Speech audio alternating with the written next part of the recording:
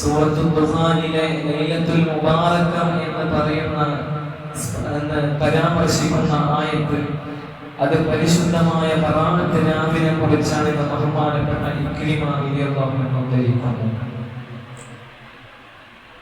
ബഹുമാനപ്പെട്ട പ്രവാചകൻ നബി മുഹമ്മദ് മുസ്തഫ സല്ലല്ലാഹു അലൈഹി വസല്ലം തങ്ങളുടെ വളരെ മനോഹരമായ ഒരു ഹദീസ്, യദ്ദിഉല്ലാഹു ഇലാ ഖൽഖിഹി ഫീ ലൈലത്തി നിസ്ഫി മിൻ ശഅബാൻ, ശഅബാൻ മാസത്തിന്റെ പകുതി ദിവസങ്ങൾ കഴിയുമ്പോൾ അല്ലാഹു സുബ്ഹാനഹു വ തആല ആകാശത്തിൽ നിന്ന് ഇറങ്ങി വരികയും ഫയഗ്ഫിറു ജമീഇ ഖൽഖിഹി, തന്റെ സൃഷ്ടികൾക്ക് മുഴുവൻ ആളുകൾക്കും അല്ലാഹു പുറത്തു കൊടുക്കുകയും ചെയ്യുമെന്ന് അഷ്റഫുൽ ഖൽഖ് മുഹമ്മദ് മുസ്തഫ. എന്നിട്ട് പറയാൻ, ഇല്ലാ ലിമുശ്രികിൻ, അല്ലാഹുവിനോട് പങ്കു ചേർക്കലിനെ വിശ്വസിച്ചവർ ഒഴികെയും, അതുപോലെ ഔ മുശാഹിനി, പരസ്പരം വ്യക്തിവൈരാഗ്യവും വിദ്വേഷവും അസഹിഷ്ണുതയും പ്രചരിപ്പിക്കുന്നവർക്കും വിശ്വസിക്കുന്നവർക്കും ഒഴികെ എല്ലാ ആളുകൾക്കും അല്ലാഹു സുബ്ഹാനഹു വ തആല ഫയഗ്ഫിറു ലഹു, പുറത്തു കൊടുക്കുമെന്ന് അഷ്റഫുൽ ഖൽഖ് മുഹമ്മദ് മുസ്തഫ. എന്റെ പ്രിയപ്പെട്ടവരെ, അത് വല്ലാത്ത നമ്മോട് സ്ഥാനം ചോദിക്കുന്ന ഹദീസാണ്. പരസ്പരം ഇവിടെ ആരംഭമായ നബി മുഹമ്മദ് മുസ്തഫ സല്ലല്ലാഹു അലൈഹി വസല്ലം തങ്ങൾ അവിടെ പറഞ്ഞത് നിസ്കരിക്കാത്തവർക്ക് എന്നല്ല, നോമ്പ് അനുഷ്ഠിക്കാത്തവർക്ക് എന്നല്ല, മറിച്ച് മുശാഹിനി നിശാഹന എന്ന് പറഞ്ഞാൽ തന്നെ അങ്ങോട്ടും ഇങ്ങോട്ടും വ്യക്തിവൈരാഗ്യം പുലർത്തുന്ന ആളുകൾ, കുടുംബബന്ധത്തിൽ തെറ്റി നിൽക്കുന്ന, മാതാപിതാക്കളുമായി ബന്ധം സ്ഥാപിക്കാത്ത, മക്കളുമായി ബന്ധം തുടർന്നു പോകാത്ത ആളുകൾക്കുണ്ടോ, അവർ അല്ലാഹുവിന്റെ ഈ പാപമോചനത്തെ പ്രതീക്ഷിക്കേണ്ടതില്ലെന്ന് ബഹുമാനപ്പെട്ട അഷ്റഫുൽ ഖൽഖ് മുഹമ്മദ് മുസ്തഫ വളരെ നമ്മൾ ആഴത്തിലൂന്നി ചിന്തിക്കേണ്ട ഹദീസാണ് ഇത്. വളരെ നമ്മൾ റജബ് എന്ന് പറയുമ്പോൾ പലപ്പോഴും ശഅബാനെ മറന്നു പോകാറുണ്ട്. ശഅബാനെ പലപ്പോഴും അതിന്റെ ഇടയിലായതുകൊണ്ട് മറന്നു പോകാറുണ്ട്. എന്നാൽ റജബ് കഴിഞ്ഞാൽ ഏറ്റവും പവിത്രമായ ദിനങ്ങളും രാവുകളുമാണ്. മഹദി ആയിഷ റളിയല്ലാഹു അൻഹ ഒക്കെ പറയുന്നുണ്ട്, ശഅബാനിന്റെ പുണ്യമായ രാവുകളായാൽ മഹാനായ നബി സല്ലല്ലാഹു അലൈഹി വസല്ലം തങ്ങൾ സുജൂദിൽ നിന്ന് തലയെടുക്കാത്ത എത്രയോ ദിനങ്ങളെ ഞാൻ കാണാറുണ്ടായിരുന്നു. ഒരു പക്ഷേ ഞങ്ങൾ അബദ്ധവശാൽ ഞങ്ങൾ സംശയിച്ചു പോകും, നബി സല്ലല്ലാഹു അലൈഹി വസല്ലം തങ്ങൾ ആ സുജൂദിൽ മരണപ്പെട്ടു പോയിട്ടുണ്ടോ എന്ന് പോലും. അങ്ങനെ സുജൂദിനെ ദീർഘിപ്പിച്ച പുണ്യമായ രാവുകളാണ് ശഅബാനിൽ കടന്നു വരുന്നത്. എന്റെ പ്രിയപ്പെട്ടവരെ, ബഹുമാനപ്പെട്ട ഇമാം ശാഫിഈ റഹ്മത്തുള്ളാഹി അലൈഹി തന്റെ എന്ന കിതാബിൽ ഇതിന്റെ പവിത്രത വളരെ മനോഹരമായി പറയാം.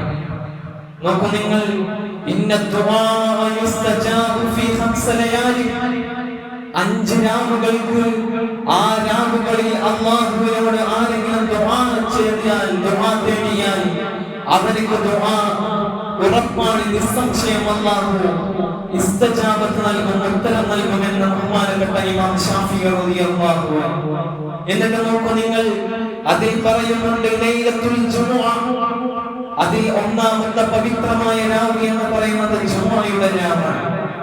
എന്നിട്ട് നബി സല്ലല്ലാഹു അലൈഹി വസല്ലം തങ്ങൾ തുടർന്ന് പറയുന്നുണ്ട് വൈലൈലത്തുൽ അദ്ഹ, ബലിപെരുന്നാളിന്റെ രാവ്.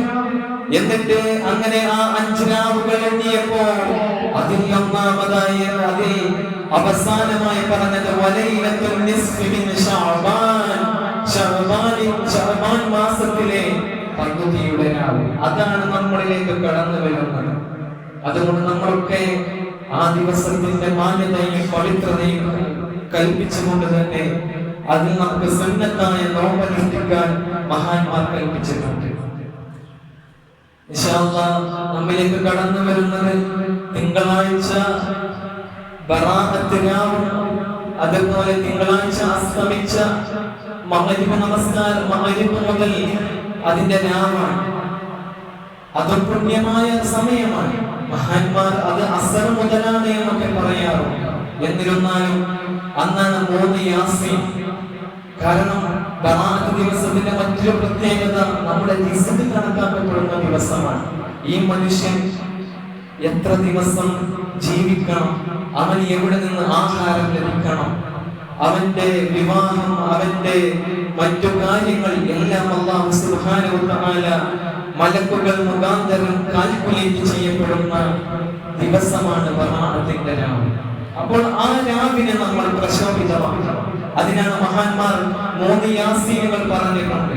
അതിൽ ഒരു യാസീൻ നമ്മുടെ ജീവിതത്തിൽ ബർക്കത്തുണ്ടാവാൻ, തിന്നുന്ന ഭക്ഷണം, നമ്മുടെ ജോലി, നമ്മുടെ ജീവിതോപാധ്യങ്ങൾ, ഇതിലൊക്കെ ബർക്കത്തുണ്ടാവാൻ ഒരു യാസീൻ. ഇനി രണ്ടാമത്തെ യാസീൻ ഭക്ഷണത്തിൽ നമ്മൾ കഴിക്കുന്ന ഭക്ഷണം. ഒരു മനുഷ്യന്റെ ഏറ്റവും അത്യന്താപേക്ഷിതമായ അവന്റെ ജീവിതത്തിന്റെ സംഹാര താണ്ഡവങ്ങളിൽ നിലനിർത്തേണ്ട ഒന്നാണല്ലോ ഭക്ഷണം എന്ന് പറയുന്നത്. ആ വർഷത്തേക്ക് അവന്റെ ഭക്ഷണം അവന്റെ ജീവിതത്തിൽ നിലനിന്ന് പോകാൻ രണ്ടാമത്തെ യാസീൻ. ഇനിയോ മൂന്നാമത്തെ യാസീൻ ഹിസ്നുൽ ഖാത്തിമ. ഈ ലോകത്തു നിന്ന് വിട പറയുമ്പോൾ നല്ല രീതിയിൽ മുഅ്മിനായി അവന്റെ അന്ത്യം നന്നാവാൻ വേണ്ടിയുള്ള യാസീൻ. ഇങ്ങനെ 3 യാസീൻ ഓതണമെന്ന് മഹാന്മാരായ പണ്ഡിതന്മാർ കൽപ്പിച്ചിരിക്കുകയാണ്. നമ്മുടെ കേരളീയ സാഹചര്യത്തിൽ അങ്ങനെ ഒരു മനോഹരമായ ആത്മീയ അന്തരീക്ഷമാണ് നിലനിൽക്കുന്നത്. അല്ലാഹു അത് നിലനിർത്തി പോകാൻ തൗഫീഖ് നൽകണം. മറ്റൊന്ന് 3 യാസീന് പുറമെ സൂറത്തുൽ ദുഹാൻ. സൂറത്തുൽ ദുഹാൻ വളരെ ചെറിയ സൂറത്തുകളിൽപ്പെട്ട ഒരു സൂറത്താണ്. അത് ഓതിയാൽ അല്ലാഹു സുബ്ഹാനഹു വ തആല അവരുടെ അല്ലാഹുവിന്റെ മലായികത്തുകൾ 70,000 മലായികത്തുകൾ അവർക്ക് ഇസ്തിഗ്ഫാർ ചെയ്യുമെന്ന് അഷ്റഫുൽ ഖൽഖ് മുഹമ്മദ് മുസ്തഫ.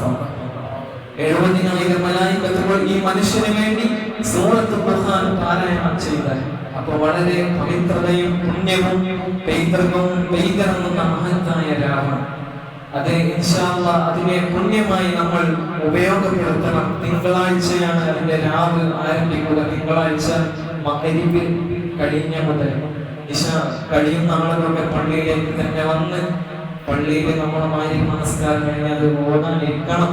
അല്ലാഹു തൗഫീഖ് നൽകട്ടെ. പിന്നെ ചൊവ്വാഴ്ചയാണ് നോമ്പ്. അതും ഞാൻ പറഞ്ഞതുപോലെ നമ്മുടെ റിസ്ക്, നമ്മുടെ ആയുസ്, നമ്മുടെ ജീവിതോപാധ്യങ്ങൾ, ഇതിനെയൊക്കെ അടിസ്ഥാനപ്പെടുത്തുന്ന പുണ്യമായ ദിവസമാണ്. അതിലും എല്ലാവരും ശ്രദ്ധ ചെലുത്തണമെന്ന് അറിയിക്കുകയാണ്. അല്ലാഹു സുബ്ഹാനഹു വ തആല നാം ഒരുമിച്ച് കൂടിയതുപോലെ അല്ലാഹു അവന്റെ സ്വർഗ്ഗത്തിൽ ഒരുമിച്ച് കൂട്ടട്ടെ.